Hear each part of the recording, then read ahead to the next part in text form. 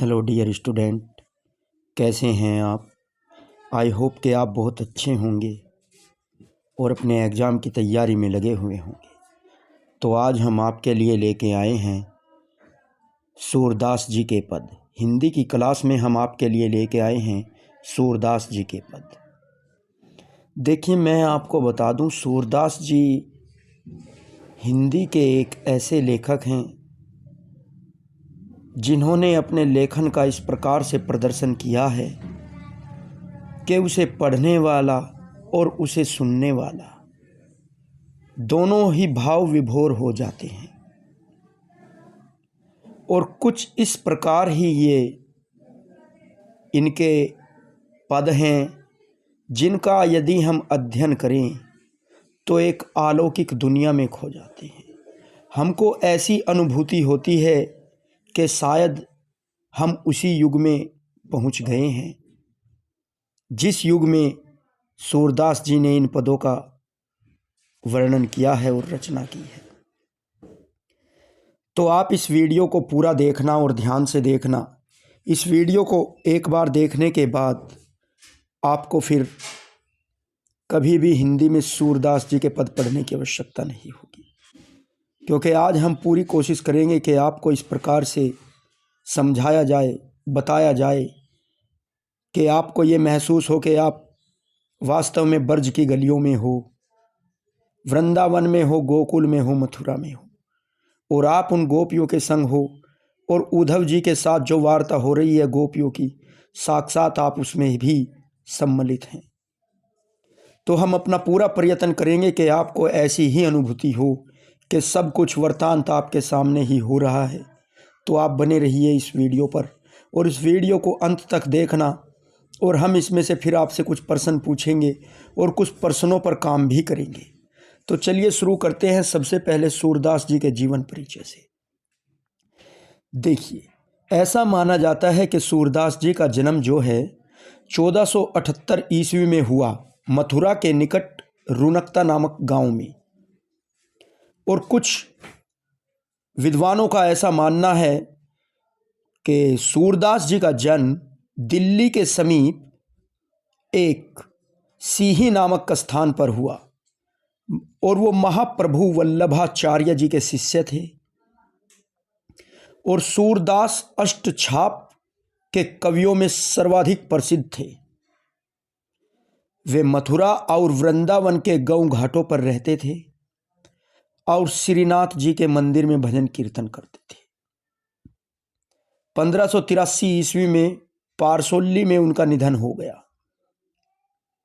ये उनका जीवन परिचय है।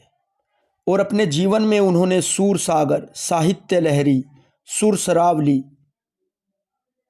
आदि ग्रंथों की रचना की, जिसमें से सबसे महत्वपूर्ण सूर सागर है। जो सबसे ज़्यादा प्रसिद्ध है वो सूर सागर है। और इनकी कविताओं में श्रृंगार व वात्सल्य रस की बहुत ज़्यादा अधिकता देखने को मिलती है। आप जानते हैं श्रृंगार रस होता क्या है? श्रृंगार रस होता है जहाँ नायक नायिका का मिलन होता है, जहाँ पे दो प्रेमियों का मिलन होता है, दो युगल का मिलन होता है, दो जोड़ों का मिलन होता है, वहाँ पर श्रृंगार रस होता है।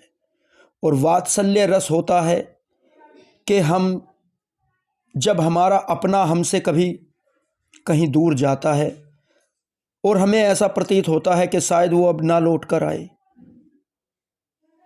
और आए तो पता नहीं कितने वर्षों में आए, तो वहाँ पर हमारे हृदय में उसके प्रति जो स्नेह उमड़ता है, जो स्नेह होता है उसके प्रति, उसे ही वात्सल्य रस कहते हैं। हमारे अपनों के प्रति जो हमारे हृदय में स्नेह है उसे वात्सल्य रस कहते हैं। तो चलिए देख लेते हैं। इनके कुछ 4 पद दिए गए हैं और इन 4 पदों का जब हम आपको अध्ययन करेंगे और कराएंगे तो आपको ऐसा प्रतीत होगा कि आप वास्तव में ब्रज की गलियों में हों, गोपियों के बीच में हों, और आपका आज जीवन सफल हो गया। आपने भले ही हिंदी में चाहे जितनी बार इन पदों को पढ़ा है, लेकिन आज जब आप हमारे साथ इनका अध्ययन करोगे तो आपको ऐसा प्रतीत होगा कि वास्तव में भगवान श्री कृष्ण आपके साथ हैं, आपको ऐसा प्रतीत होगा। ये यहाँ पर जो पद दिए गए हैं, इन पदों में उद्धव और गोपियों के बीच वार्ता है और गोपियां उद्धव पर व्यंग्य कस रही हैं। गोपियां उद्धव को कह रही हैं, क्या कह रही हैं वो इन पदों में बताया गया है। उद्धव कौन है ये भी हम आपको बता देते हैं। उद्धव श्री कृष्ण जी के साथी हैं। जैसे आजकल मंत्रियों के पीए होते हैं, मंत्रियों का कोई भी काम हो वो सब पीए करते हैं उनके, उसी प्रकार से उस जमाने में भी श्री कृष्ण जी के हम इन्हें पीए कह सकते हैं। श्री कृष्ण भगवान जी का कोई भी संदेश हो, उनका कोई भी कार्य हो, वो सब उद्धव जी के द्वारा पूरा किया जाता है। तो ये उद्धव जो है गोपियों के लिए श्री कृष्ण भगवान का ही संदेश लेके आए हुए हैं और उस संदेश में क्या कहा गया है वो हम आपको बताने जा रहे हैं कि क्या वार्तालाप होती है गोपियों और उद्धव के बीच में। सूरदास जी ने बहुत ही ज़्यादा भाव इस पदों में दिया है। जो भी इन पदों को भाव से पढ़ता है वो भाव विभोर हो जाता है और भगवान श्री कृष्ण की कृपा उस पर बनी रहती है। तो यहाँ से आपके दोनों के दोनों काम हो जाएंगे। आपके कक्षा 10 का ये सूर के पद चैप्टर भी कंप्लीट हो जाएगा और भगवान की भक्ति भी आपको कुछ समय के लिए मिल जाएगी। और ये कुछ समय नहीं है, ये हमेशा के लिए आपके जीवन में आ जाएगी यदि आप थोड़ा ध्यान से इसको पढ़ेंगे और सुनेंगे। तो चलिए शुरू करते हैं। सबसे पहला पद देखिए क्या कह रहा है। पहले पद में इसने कहा है, उद्धव तुम हो अति बड़ भागी, अपरस रहत स्नेह तगाते, नाहिन मन अनुरागी, पुर इनि पात रहत जल भीतर, तारस देह न दागी, जो जल माही तेल की गगरी, बूंद न ताको लागी, प्रीति नदी में पाँव न बैरायो, दृष्टि न रूप परागी, सूरदास अबला हम भारी, गुर चाटी ज्यो पागी। तो देखिए इस पद में उद्धव से गोपियां क्या कह रही हैं। उद्धव जी से गोपियां कह रही हैं कि हे उद्धव, आप तो बहुत ही भाग्यशाली हो, आप बहुत बड़े भाग्य वाले हो, आपका तो कोई सार नहीं है। आप इतने भाग्यशाली हो कि आप श्री कृष्ण के निकट रहते हुए भी उनके प्रेम में नहीं बंध सके। तुम्हें श्री कृष्ण से जरा भी मोह नहीं है और तुम अभी तक उनके प्रेम रस से भी अछूते हो। अगर तुम कभी श्री कृष्ण के धागे से बंधे होते तो तुम हमारी विरह वेदना की अनुभूति अवश्य कर पाते। जो हमारे मन पर, हमारे हृदय पर बीत रही है वो तुम तभी जान पाते यदि तुम श्री कृष्ण के प्रेम में बंधे हुए होते। लेकिन हे उद्धव, तुम कमल के उस पत्ते के समान हो जो जल में रहते हुए भी जल की एक बूंद तक उस पर नहीं ठहरती। आपने कमल का पत्ता देखा होगा जो पूर्ण रूप से जल में डुबा देने पर भी उसके ऊपर जल की एक बूंद नहीं ठहरती। तो यहाँ पर गोपियों ने उद्धव को उसी कमल के पत्ते के से तुलना की है कि उद्धव तुम तो उस कमल के पत्ते के समान हो जो जल में डूबा रहने पर भी जिस पर जल की एक बूंद तक नहीं ठहरती, जो कभी गीला ही नहीं होता। दूसरा व्यंग्य क्या कह रही है, हे उद्धव तुम तो उस तेल की गगरी के समान हो जिसे पानी में डुबा देने पर उस गगरी में पानी की एक बूंद तक नहीं ठहरती। उसी प्रकार से आप कृष्ण रूपी प्रेम की नदी के पास रहते हुए भी उसमें स्नान करना तो दूर, तुम पर तो उनके प्रेम का एक छींटा भी नहीं पड़ा। तुमने कभी श्री कृष्ण प्रेम रूपी नदी में पैर तक नहीं डुबाया और कभी भी उनके सौंदर्य के दर्शन नहीं किए। इसलिए हे उद्धव, तुम हमारी प्रेम वेदना को नहीं जान सकते, लेकिन हम गोपियाँ बहुत भोली भाली हैं। हम तो श्री कृष्ण के प्रेम के में कुछ इस तरह से बंध चुकी हैं जैसे गुड़ में चींटियाँ चिपक जाती हैं। आपने देखा होगा कि गुड़ में जिस समय चींटियाँ चिपट जाती हैं वो अपना जीवन ही त्याग देती हैं, लेकिन गुड़ को नहीं छोड़ती। तो यहाँ पर गोपियों ने गुड़ में चिपटी हुई इन चींटियों से अपनी तुलना की है और उद्धव को कहा है कि हे उद्धव, हम तो उन गुड़ में लिपटी हुई चींटियों के समान हैं। हमको कृष्ण से इस प्रकार से प्रेम हो गया है कि अब तो हमारा जीवन ही चला जाएगा, लेकिन कभी कृष्ण का मोह हमसे नहीं छूटेगा। इस प्रकार से उद्धव और गोपियों के बीच संवाद हुआ है। तो चलिए देखते हैं नेक्स्ट पद में क्या कहा है। अगला पद देखते हैं। मन की मन ही मांझ रही, कहिए जान कौन पे ऊधो, नाही परत कही अवधि आधार आस आवन की, तन मन बिथा सही अब इन जोग संदेशनी सुनी सुनी, बिरहनी बिरह दही, चाहती हुती गुहारी जितही, ते उतते धार बही, सूरदास अब धीर धरही क्यों, मर ज्यादा ना लही। देखिए क्या कहती हैं गोपियाँ उद्धव को क्या कहती हैं इस संवाद में। गोपियाँ उद्धव से कह रही हैं कि हे उद्धव, अब तो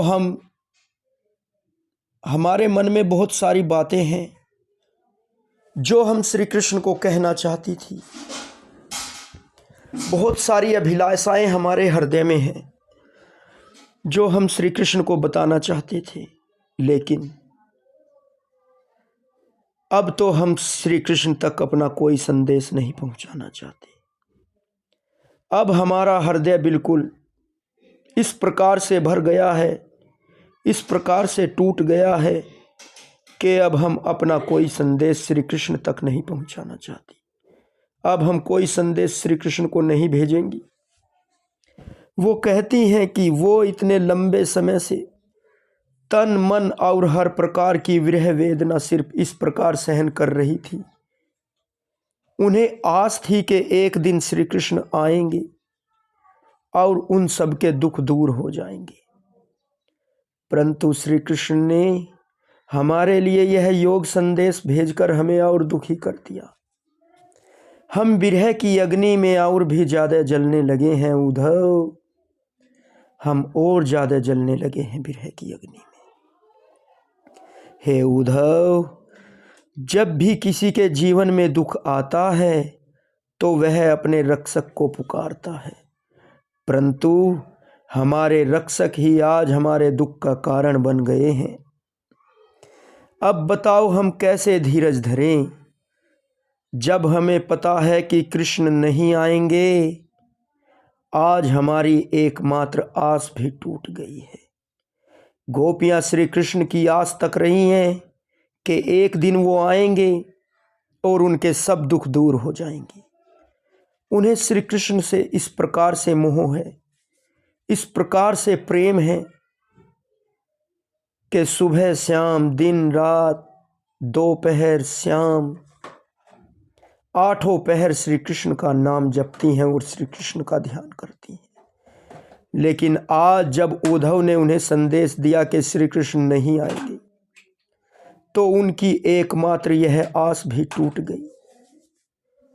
वैसे प्रेम की मर्यादा तो यह कहती है कि प्रेम के बदले प्रेम दिया जाए, परंतु श्री कृष्ण ने हमारे साथ छल किया है, उन्होंने हमें धोखा दिया है। गोपियाँ श्री कृष्ण को धोखेबाज कह रही है। वो कह रही हैं कि हमने तो श्री कृष्ण से प्रेम किया है। प्रकृति का नियम है कि यदि हम किसी से प्रेम करते हैं तो उसके बदले हमें प्रेम मिलता है, किंतु हमने श्री कृष्ण से प्रेम किया और हमें श्री कृष्ण ने धोखा दिया है, छल किया है हमारे साथ। देखिए तीसरे पद में अब गोपियाँ उद्धव को क्या कह रही हैं, क्या व्यंग्य कस रही हैं उद्धव पर।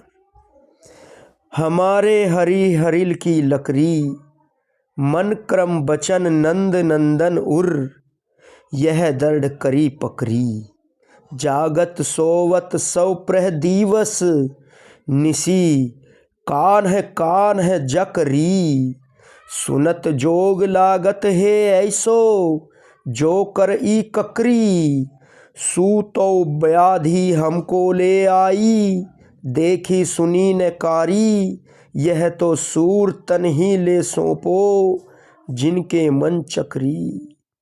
देखिए क्या कह रही है गोपियाँ, कह रही है हे उद्धव, हम तो उस हरिल पक्षी के समान हैं जो अपने पंजों में एक लकड़ी को मजबूती के साथ पकड़े रहता है और लकड़ी को ही अपना जीवन आधार समझकर उसे कभी नहीं गिरने देता।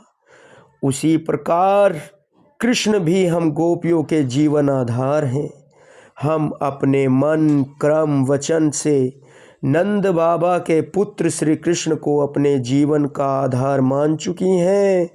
हमारा रोम रोम सोते जागते दिन रात सौपन में भी श्री कृष्ण का ही नाम जपता रहता है। इसलिए गोपियों को उद्धव का योग संदेश किसी कड़वी ककड़ी के समान लग रहा है। देखिए ककड़ी खाने में अच्छी होती है, लेकिन जब ककड़ी ही कड़वी हो तो कोई उसे खाता नहीं है, फेंक देता है। तो उद्धव को कहती है, ये उद्धव तुम्हारा योग संदेश तो बहुत अच्छा है, लेकिन हम गोपियों के लिए ये बिल्कुल निरर्थक है। हमारे जीवन में इस योग संदेश का कोई अर्थ नहीं है जब हमारे जीवन में हमारे कान्हा, हमारे कृष्ण ही नहीं है, तो इस योग संदेश का हम क्या करेंगे। हमें तो कृष्ण के प्रेम का रोग लग चुका है, अब हमें तुम्हारे इस योग संदेश का रोग नहीं लग सकता।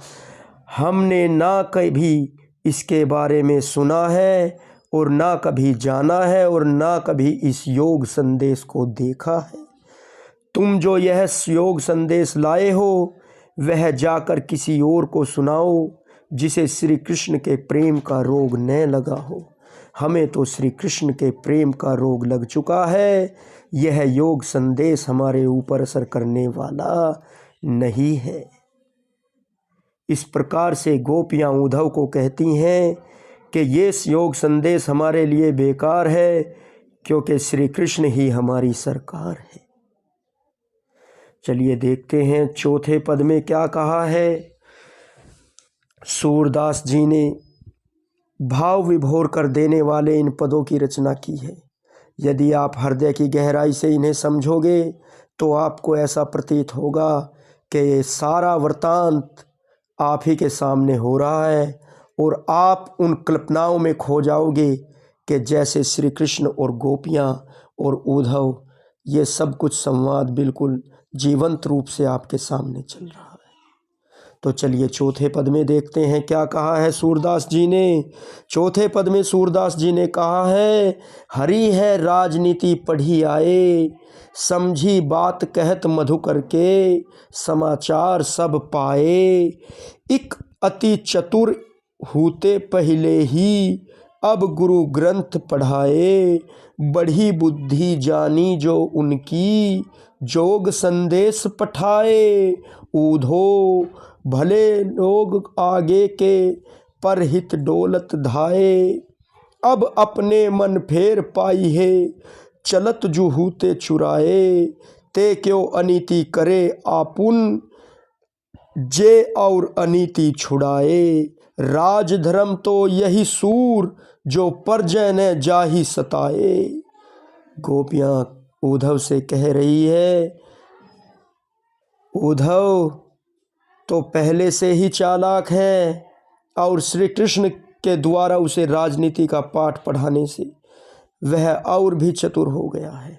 हे उद्धव, तुम तो पहले से ही चालाक हो, लेकिन जब श्री कृष्ण के द्वारा तुमने राजनीति का पाठ पढ़ लिया है, अब तो तुम्हारा कोई साथी नहीं है, अब तो तुम और ज़्यादा चतुर हो गए हो और अब वह हमें छल कपट के माध्यम से बड़ी चतुराई से श्री कृष्ण का योग संदेश दे रहा हो।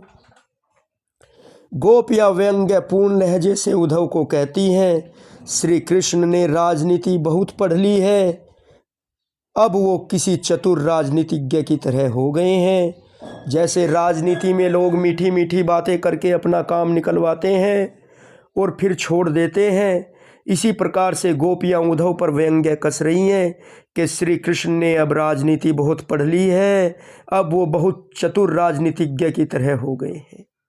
इसलिए स्वयं ने आकर उन्होंने उद्धव को हमारे पास भेजा है। वो कहती हैं कि वैसे कृष्ण पहले ही बहुत चालाक थे, लेकिन अब उन्होंने बड़े बड़े ग्रंथ पढ़ लिए हैं, अब उनकी बुद्धि काफ़ी बढ़ गई है, इसलिए उन्होंने उद्धव को हमारे पास योग का संदेश लेकर भेजा है और वो उद्धव से ही यहाँ के सारे समाचार प्राप्त कर लेते हैं। उद्धव जी की इसमें कोई गलती नहीं है। वो कहती हैं कि हे उद्धव, इसमें तुम्हारी कोई गलती नहीं है, वो इतने बड़े राजनीतिज्ञ हो गए हैं कि अब उनका हमारे पास आने का समय नहीं है, अब वो अपने छोटे मोटे काम आप ही के माध्यम से करा लेते हैं। उनको तो दूसरों का कल्याण करने में बड़ा आनंद आता है।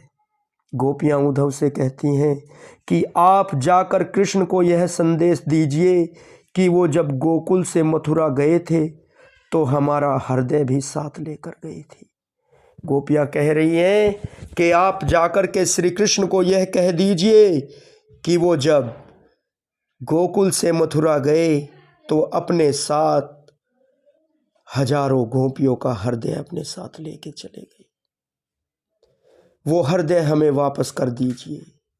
जब वो गए तो हृदय को ले गए, उनको कहना कि वो हमारा हृदय वापस कर दे। वो उनकी नींद, वो उनका चैन उन्हें लौटा दो। वो अत्याचारियों को दंड देने के लिए गोकुल से मथुरा गए थे, लेकिन अब खुद वो अत्याचारी हो गए हैं।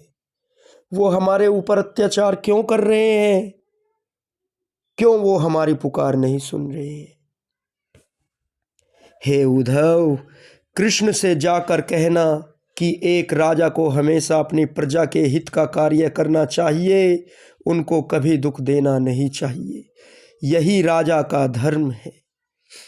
इस प्रकार से गोपियों और उद्धव का संवाद चलता रहा, किंतु सूरदास जी के ये 4 पद हमने यहाँ पर लिए और चारों का अध्ययन आपके लिए किया, तो आपको भी बहुत अच्छा आनंद प्राप्त हुआ होगा इन पदों को सुनकर के। और अब आपकी परीक्षा में इन पदों से संबंधित जो भी प्रश्न आएगा वो भगवान श्री कृष्ण की कृपा से बिल्कुल सरल रूप से आप कर पाओगे। तो चलिए देख लेते हैं कुछ प्रश्न इसके ऊपर क्या क्या बनते हैं। गोपियों द्वारा उद्धव को भगवान कहने में क्या व्यंग्य निहित है। देखिए, गोपियों ने उद्धव को भगवान कहा है। गोपियों द्वारा उद्धव को भाग्यवान इसलिए कहा गया है कि उद्धव तुम तो इतने भाग्यवान हो, यानी कि वास्तव में उद्धव भाग्यवान न होकर भाग्यहीन हैं। भाग्यहीन क्यों हैं? क्योंकि वो कृष्ण रूपी सौंदर्य तथा प्रेम के सागर के साथ रहकर भी उनके प्रेम, उनके बंधन से बिल्कुल अछूता है। उन पर श्री कृष्ण की भावनाओं का, उनके रूप, उनके सौंदर्य का कोई प्रभाव नहीं है, तो वो भाग्यवान नहीं है, भाग्यहीन है। इसलिए ये गोपियों ने उस पर तंज कसा है। चलिए नेक्स्ट प्रश्न देखते हैं। उद्धव के व्यवहार की तुलना किस किस से की गई है? उद्धव के व्यवहार की तुलना, देखिए सबसे पहले उद्धव के व्यवहार की तुलना कमल के पत्ते के समान की गई है, जिस पर पानी में रहते हुए पानी की बूंद का असर नहीं होता। और दूसरी एक तेल से लगे हुए घड़े और गगरी के समान की गई है कि जिस मटके को पानी में डुबाया जाए लेकिन उस पर तेल की बूंद एक भी नहीं ठहरती। इनसे उद्धव की तुलना की गई है। चलिए नेक्स्ट प्रश्न देखते हैं। गोपियों ने किन किन उदाहरणों के माध्यम से उद्धव को उल्हाने दिए हैं? गोपियों ने बहुत सारे माध्यम से उद्धव को उल्हाने दिए हैं। उद्धव को गोपियों ने कहा है कि तुम तो बहुत बड़े राजनीतिज्ञ हो गए हो और श्री कृष्ण तो पहले से ही चतुर हैं और अब तो उन्होंने बहुत सारे वेद पढ़ लिए हैं, ग्रंथ पढ़ लिए हैं और तुम उनके साथ रहते हो, तुम्हें तो उन्होंने राजनीति का पाठ पढ़ा दिया और तुम तो एक कमल के पत्ते के समान हो और तुम तो एक तेल लगे हुए घड़े के समान हो जो श्री कृष्ण के पास रहकर भी उस प्रेम रूपी सागर के पास रहते हुए भी तुम्हारे ऊपर पानी की एक बूंद नहीं है। इस प्रकार से गोपियों ने उद्धव को बहुत सारे उल्हाने दिए हैं। देखिए यहाँ से इन मात्र 4 पदों को पढ़ने पर आपके सारे के सारे प्रश्न किस प्रकार से हल होते जा रहे हैं। चलिए और देख लेते हैं। उद्धव द्वारा दिए गए योग के संदेश ने गोपियों की विरहाग्नि में घी का काम कैसे किया? देखिए गोपियां श्री कृष्ण के आगमन की आस में बेचैन थी। उनको यह लग रहा था कि श्री कृष्ण एक दिन आएंगे और उनके हृदय की विरह वेदना को समझेंगे और उनके साथ कुछ समय बिताएंगे। किंतु जब उद्धव ने आके उन्हें योग साधना का संदेश दिया तो उनकी एकमात्र आस भी टूट गई और इस प्रकार से उद्धव के संदेश ने गोपियों की विरहाग्नि में घी का काम किया। चलिए नेक्स्ट प्रश्न देखते हैं। नेक्स्ट प्रश्न हमारा बन रहा है, मर्यादा न लही के माध्यम से कौन सी मर्यादा न रहने की बात की जा रही है? तो यहाँ पे क्या बात की जा रही है? मर्यादा न लही माध्यम से प्रेम की मर्यादा न रहने की बात की जा रही है। श्री कृष्ण ने के मथुरा चले जाने पर गोपियाँ उनके वियोग में जल रही हैं और श्री कृष्ण के आने पर ही उनकी विरह वेदना मिट सकती थी। किंतु श्री कृष्ण ने न आकर उद्धव को योग का संदेश लेकर जो भेजा है उससे मर्यादा का त्याग उन्होंने कर दिया है गोपियों ने। तो मर्यादा इस प्रकार नहीं रही क्योंकि श्री कृष्ण स्वयं ने आकर उद्धव के द्वारा अपना संदेश उन्होंने भेजा है। तो इस प्रकार गोपियों ने कहा कि अब हमने भी मर्यादा का त्याग कर दिया है। प्रश्न संख्या 6 में देखिए क्या कह रहा है कि कृष्ण के प्रति अपने अनन्य प्रेम को गोपियों ने किस प्रकार अभिव्यक्त किया है? श्री कृष्ण के प्रति अपने प्रेम को गोपियों ने विभिन्न रूपों में व्यक्त किया है। कैसे कहा है कि हे उद्धव, हम तो गुड़ में चिपटी चींटियों के समान हैं जो अपना जीवन तो त्याग देती है किंतु उस गुड़ को नहीं छोड़ती। उसी प्रकार हम श्री कृष्ण के प्रेम में लीन हो चुकी हैं। और क्या कहा है कि हे उद्धव, हम तो उस हरिल पक्षी के समान हैं जो एक लकड़ी को पकड़ लेता है और जीवन भर उसी को पकड़े रहता है। इस प्रकार से श्री कृष्ण के अनन्य प्रेम को गोपियों ने दर्शाया है कि किस प्रकार गोपियां श्री कृष्ण से प्रेम में मगन हैं। अपने मन, कर्म, वचन और ध्यान 8 पहर श्री कृष्ण का ही ध्यान करती हैं। देखिए यहाँ से चारों के चारों पदों में से आपके सभी प्रश्न पूरे होते जा रहे हैं। आपको बस चारों प्रश्नों को ध्यान से सुनने की जरूरत है। नेक्स्ट प्रश्न क्या कह रहा है? गोपियों ने उद्धव से योग की शिक्षा कैसे लोगों को देने की बात की है? देखिए यहाँ पर गोपियों ने उद्धव के द्वारा योग की शिक्षा उन लोगों को देने की बात कही है जो श्री कृष्ण के प्रेम से अब तक अवगत नहीं है, जो श्री कृष्ण की महिमा को नहीं जानते, उनके प्रेम को नहीं जानते। उन लोगों पर उद्धव का योग संदेश चल सकता है। और गोपियां तो पहले से ही श्री कृष्ण की हो चुकी हैं और जब कोई किसी का हो जाता है तो उस पर किसी बात दूसरी का असर नहीं होता। इसलिए गोपियां कहती हैं कि जो श्री कृष्ण के प्रेम से वंचित है उद्धव, वही तुम्हारे इस योग संदेश को मान सकता है, अन्यथा इस पृथ्वी पर कोई तुम्हारे योग संदेश को नहीं मानेगा। तो चलिए नेक्स्ट प्रश्न देखते हैं क्या कहता है। प्रस्तुत पदों के आधार पर गोपियों का योग साधना के प्रति दृष्टिकोण स्पष्ट कीजिए। देखिए गोपियां इन पदों के आधार पर योग के प्रति अपना दृष्टिकोण क्या कह रही हैं। वो कह रही हैं कि जिस प्रकार ककड़ी खाने में अच्छी होती है, स्वादिष्ट होती है, लेकिन यदि ककड़ी कड़वी निकल जाए तो उसको लोग फेंक देते हैं, उसका कोई महत्व नहीं रहता, वह महत्वहीन हो जाती है। तो उसी प्रकार हम जानते हैं कि आपकी योग साधना बहुत अच्छी है, लेकिन हमारे लिए तो वह एक कड़वी ककड़ी के समान है, क्योंकि हम तो श्री कृष्ण के प्रेम में खो चुके हैं। इस प्रकार हमें तुम्हारी ये कड़वी ककड़ी नहीं चाहिए। तो चलिए देखिए क्या कहते हैं प्रश्न संख्या 9 में। गोपियों के अनुसार राजा का धर्म क्या होना चाहिए? गोपियों के अनुसार राजा का धर्म अपनी प्रजा की रक्षा व अपनी प्रजा के निवासियों की देखभाल होना चाहिए। प्रश्न संख्या 10 देख लेते हैं क्या कह रहा है। गोपियों ने कृष्ण के में ऐसे कौन से परिवर्तन दिखाए जिनके कारण वे अपना मन वापस पा लेने की बात कहती हैं। वो कहती है कि हमारा जो हृदय, हमारा मन जो श्री कृष्ण ले गए हैं, उन्हें कह देना उसको वापस ले जाए, दे जाए, और जैसे वो रह रहा है बस उसी प्रकार रहता रहे। तो गोपियों को लगता है कि श्री कृष्ण अब बड़े राजनीतिज्ञ हो गए हैं, उन्होंने राजनीति की बहुत बड़ी बड़ी किताबें पढ़ ली हैं, ग्रंथ पढ़ लिए हैं, अब उनकी बुद्धि और विकसित हो गई है। अब वो भोले भाले ब्रजवासियों, भोली भाली गोपियों के प्रेम को नहीं समझते हैं, और वो अब दूसरों के कल्याण में लगे हुए हैं, इस सृष्टि के कल्याण में लगे हुए हैं।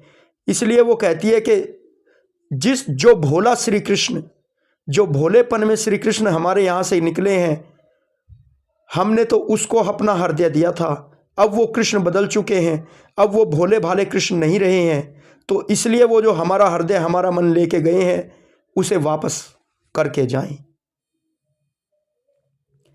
देखिए क्या कह रहा है प्रश्न संख्या 11 में। गोपियों ने अपने वाका चातुर्य के आधार पर ज्ञानी उद्धव को परास्त कर दिया। बिल्कुल कर दिया है। आपने इन पदों में देखा है उद्धव बहुत ज्ञानी है, जो उन्हें तरह तरह के तर्क दे करके योग साधना के बारे में समझा रहा है, लेकिन उन सभी को गोपियों ने अपने भोलेपन से परास्त कर दिया है। उनके वाक चातुर्य की विशेषताएं लिखिए।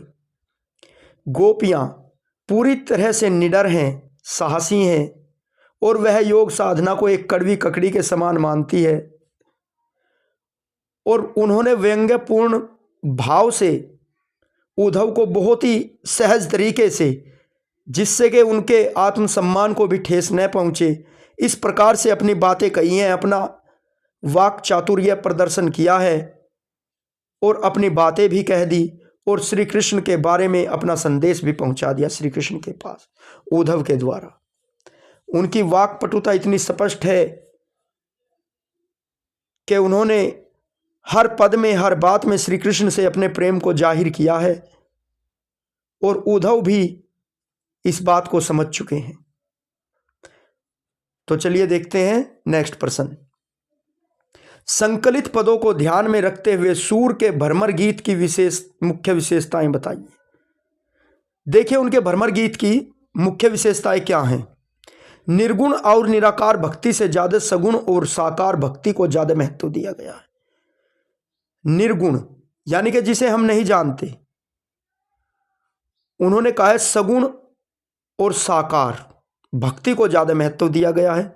योग साधना का महत्व प्रेम की एक निष्ठता के सामने कम है, यानी कि योग साधना बहुत बड़ी साधना है, लेकिन प्रेम की साधना के आगे योग साधना को यहाँ पर कम आंका गया है।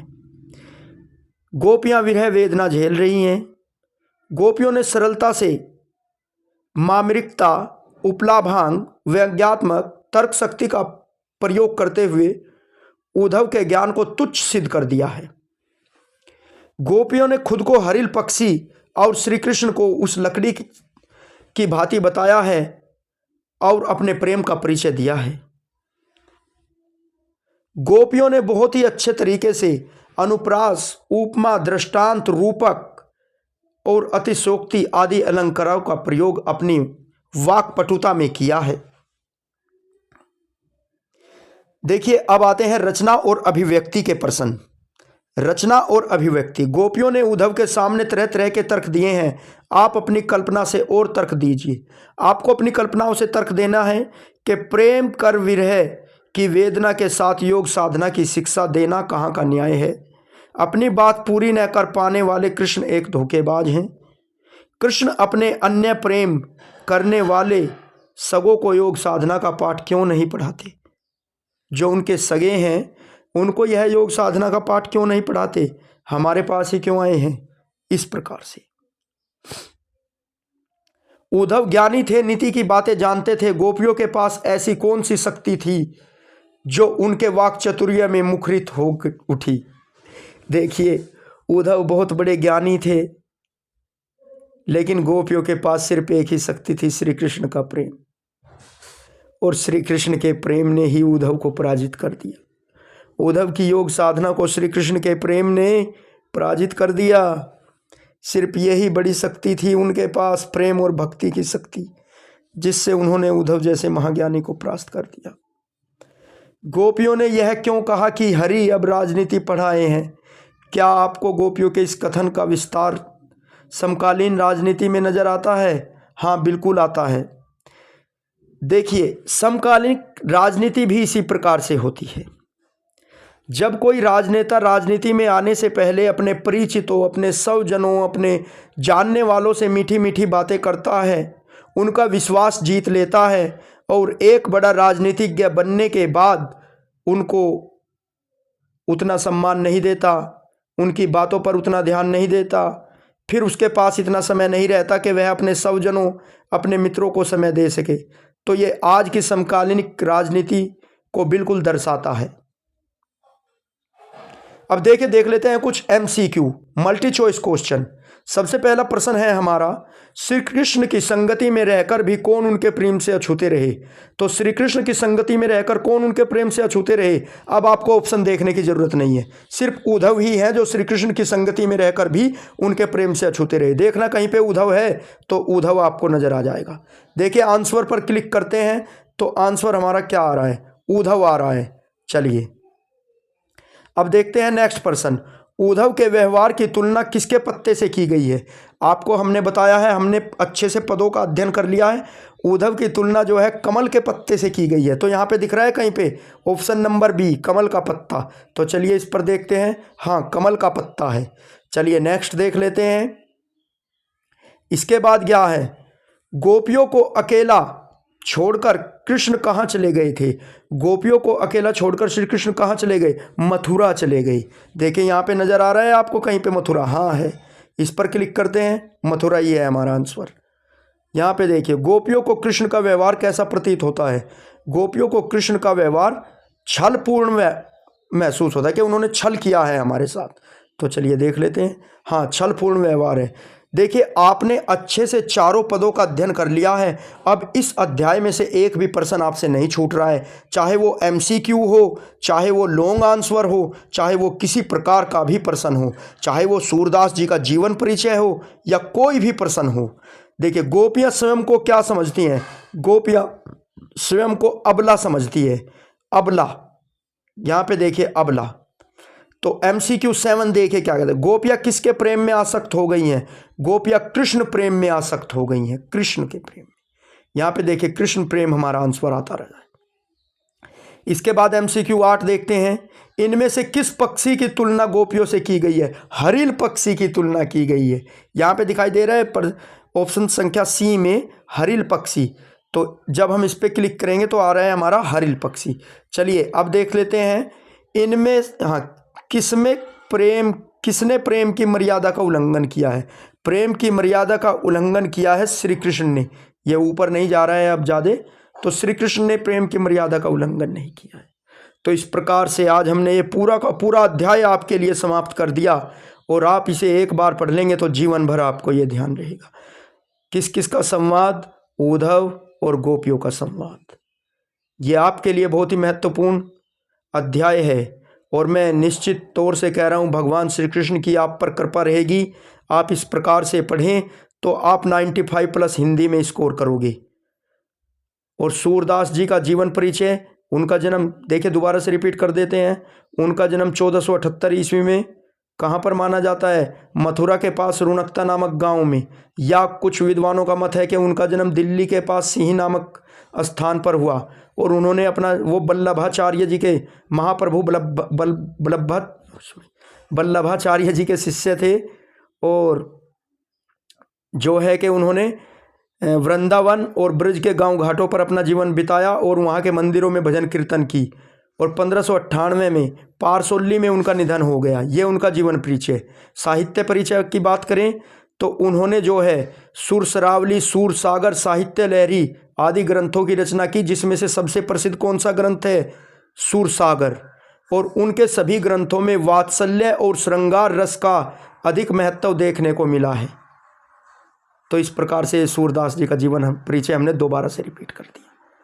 तो हम उम्मीद करते हैं कि भगवान श्री कृष्ण की कृपा से आपको ये बहुत अच्छे से समझ में आ गया होगा और आप इसी प्रकार से पढ़ते रहिए और आगे बढ़ते रहिए और हमारी वीडियो को लाइक कीजिए और चैनल को सब्सक्राइब कीजिए।